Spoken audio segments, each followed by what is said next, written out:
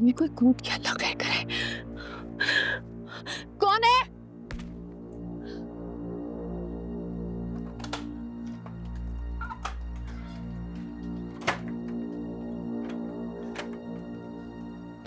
कौन है वो? कौन है? देखो मैं किसी से डरती नहीं हूँ, पुलिस को बुला लूंगी मैं। कौन है वो?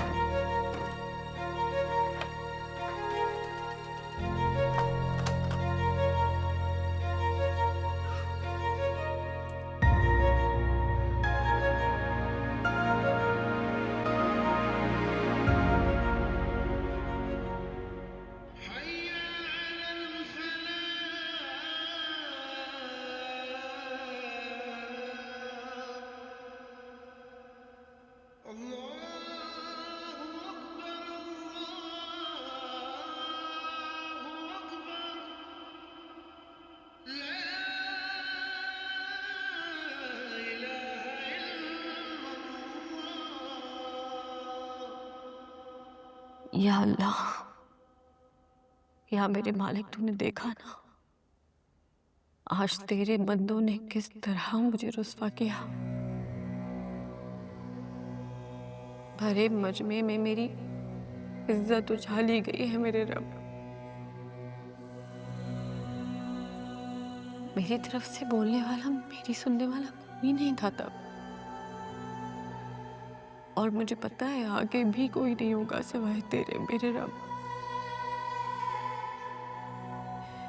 या अल्लाह, मैंने कभी ऐसा कुछ नहीं किया कि लोग यूं दरवाजे पर आकर मुझे जलील करें, मेरे किरदार पे उंगलियां उठाए।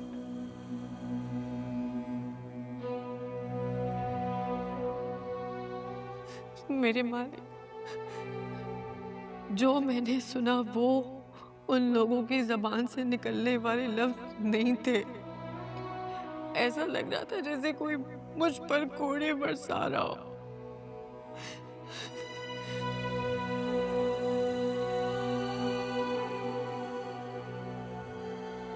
जिन्होंने मेरे पूरे वजूद को नीलो नील कर दिया है।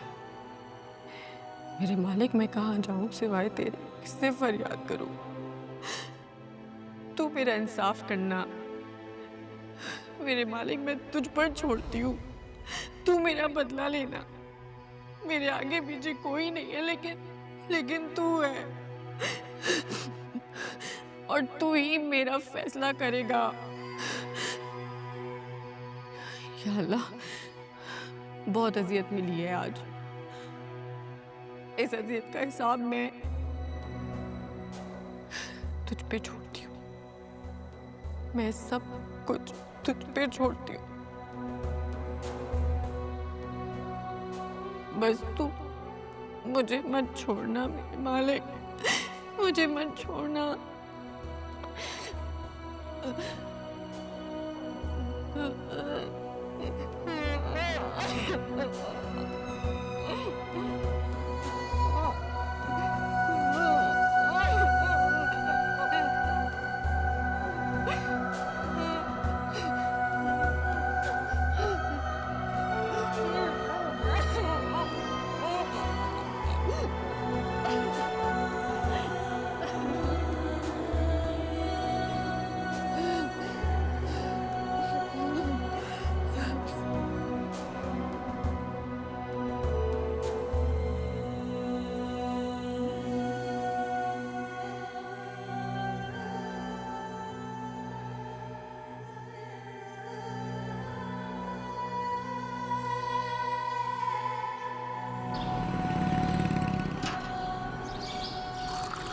रूबी, जी जी, नाश्ता ले आओ भाई।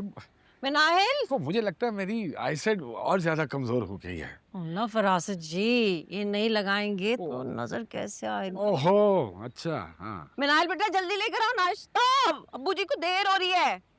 बेटा ले आओ बेटा, जल्दी लाओ, लाओ, जल्दी टेबल पर लगाओ। इधर लाओ मिनाइल, इधर लेकर आओ। अरे मेज पर लगाओ बेटा। अरे यहाँ बैठे हैं ना मम्मी, आप इधर रखो, लाओ, बिस्मिल्लाह। अस्सलाम वालेकुम अब्बू जी। वाह शाम। तुम मुझे ये बताओ बहू, अगर इसी तरह से नाश्ते जो है ना सोफों पे और कुर्सियों पर बैठकर करने हैं, तो ये मेज किस लिए खरीदी है आखिर तुमने? अम्मा यहाँ पे बैठे हुए थे तो इसलिए कह दिया ना, और मेहमान वगैरह आते हैं तो इस्तेमाल होती है खाने की मेज। तुम्हारी मंतक़े तुम्हें जान। खैर फरासत, मुझे ये बताओ ज़रा, ये रात को इतना शोर क्या हो रहा था? शाज़मीन के बारे में कैसी बुरी बुरी बातें कही जा रही थी?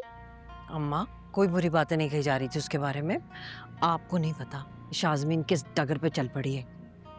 भैया मुझे क्या खबर हो कौन क्या कर रहा है, किस डगर पर चल रहा है? मुझे तो बिल्लू ने सुबह आकर बताया। मगर मैं ये पूछ रही हूँ कि सभी लोग आखिर रात को हमारे घर में क्यों जमा थे? अम्मा फरासत जी का तो आपको पता है ना, सारी कॉलोनी वाले कितनी इज्जत करते हैं इनकी। मशवरा लेने आए थे इनसे, इसलिए आए हुए थे सब। अरे ये अल्लाह का बड़ा करम है बेटा, वरना हम बंदे किस काबिल हैं। सजा अम्मा, मेरे परवरदिगार का बड़ा करम है मुझ पे। अम्मा इज्जत मिलना बड़ा मुश्किल काम है, और उससे मुश्किल काम है उसको बरकरार रखना। सही। हाँ वही तो, अब हर कोई ध्यान नहीं रखता इन चीजों का। अम्मा शाज़मीन को देख लें आप, पता है तरह तरह के मर्दार हैं उसके घर में। नहीं नहीं बेटा, ऐसी बात मुझसे मत निकालो। देखो उसके इस फेल का फैसला उसका रब करेगा। अरे हम कौन होते हैं किसी के ऐबों से पर्दे हटाने वाले? बिल्कुल ये कह रही है अम्मा। इसीलिए अम्मा उन सब के यहाँ आने के बावजूद मैं उस औरत के घर नहीं गया। वो जाने, उसके फेल जाने, अल्लाह जाने, हम क्यों बीच में, समझ रही है ना? अरे बहुत अच्छा किया बेटा तुमने। और वैसे भी बेटे, तुम बेटियों के बाप, और बेटियों के बाप को हर कदम फूंक फूंक के रखना पड़ता है। बिल्कुल ऐसे ही अम्मा, इसलिए मैंने उनकी बात नहीं मानी। चलता हूँ अम्मा। अरे बहुत अच्छा किया तुमने बेटा। मैं तो हर वक्त तुम्हारे बच्चों के लिए दुआ करती रहती हूँ। बस वही करती रहा करें अम्मा। मैं चलता हूँ। खुदा हाफिज़। बिल्लू, अरे ओ बिल्लू, अरे आके बर्तन उठा यहाँ से। सोफों पे बैठ के, कुर्सियों पे बैठ सो रहा है के। अभी तक। चलो, कब इस्तेमाल होगी मेज, कब तरीके से खाया पिया जाएगा?